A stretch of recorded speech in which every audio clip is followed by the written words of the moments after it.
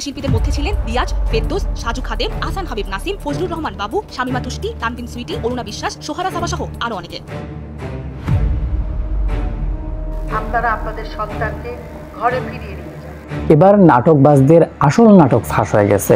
বাংলাদেশের সুশীল সমাজ এতদিন ধরে যে কথাগুলো বলে আসতেছিল যে ছাত্ররা বর্তমান সময়ে খুব বেশি ঘুরতেছে, তাদের বয়সের বড় মানুষদের সঙ্গে বেয়াদবি করতেছে, তাদের বয়সের বড় মানুষদের সঙ্গে খারাপ ব্যবহার করতেছে, তাদের জন্য আজকের ভিডিওটা অনেক বেশি ইম্পর্টেন্ট। দর্শক, বর্তমান সময়ে সোশ্যাল মিডিয়াতে একটি হোয়াটসঅ্যাপ গ্রুপের কয়েকটি স্ক্রিনশট প্রচুর পরিমাণে ভাইরাল হয়েছে। যেই স্ক্রিনশটগুলো থেকে পাওয়া যায় যে আন্দোলনরত শিক্ষার্থীদের ওপর গরম পানি ঢালা হোক। আপনারা কি ভাবতে পারেন এটা কত বড় একটা অন্যায়? ছাত্রদের উপর গরম পানি ঢালার পরামর্শ দেওয়া হচ্ছে।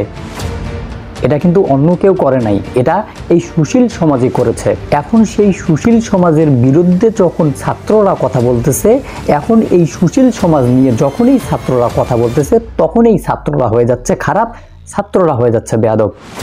আসলে দর্শক, আজকের ভিডিওতে আমি আপনাদেরকে এমন কিছু স্ক্রিনশট দিতে যাচ্ছি যে স্ক্রিনশটগুলো দেখলে আপনারা হয়তো রীতিমতো অবাক হয়ে যাবেন।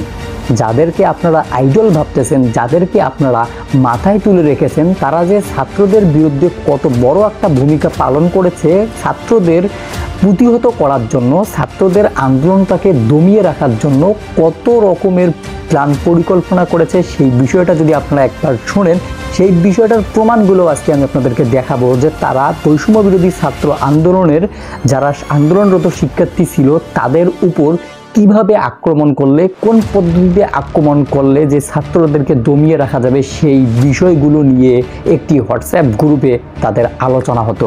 আপনারা যদি আজকের ভিডিওটি শেষ পর্যন্ত দেখেন, চলচ্চিত্র জগতের কিছু অভিনেতাদেরকে নিয়ে আপনার মনে যে একটা ক্ষোভ তৈরি হবে, আপনার মনে যে একটা ঘৃণা তৈরি হবে, সেটা হয়তো আপনারা বুঝতেও পারবেন না। তো দর্শক, চলেন আপনাদেরকে এরকম কয়েকজন অভিনেতার সঙ্গে পরিচয় করিয়ে দিই। বর্তমান সময়ে সোশ্যাল মিডিয়াতে একটি হোয়াটসঅ্যাপ গ্রুপের কয়েকটি স্ক্রিনশট প্রচুর পরিমাণে ভাইরাল হয়েছে। যেই হোয়াটসঅ্যাপ গ্রুপটির নাম হচ্ছে আলো আসবেই। দর্শক, এই গ্রুপটি কোটা আন্দোলন বা বৈষম্য বিরোধী ছাত্র আন্দোলনকালীন সময়ে বৈষম্য বিরোধী ছাত্র আন্দোলনটা কিভাবে বদ্ধ করে রাখা যায়, কিভাবে এই আন্দোলনটাকে নষ্ট করে দেওয়া যায়, সেই পরিকল্পনাই হচ্ছিল এই গ্রুপটির মধ্যে।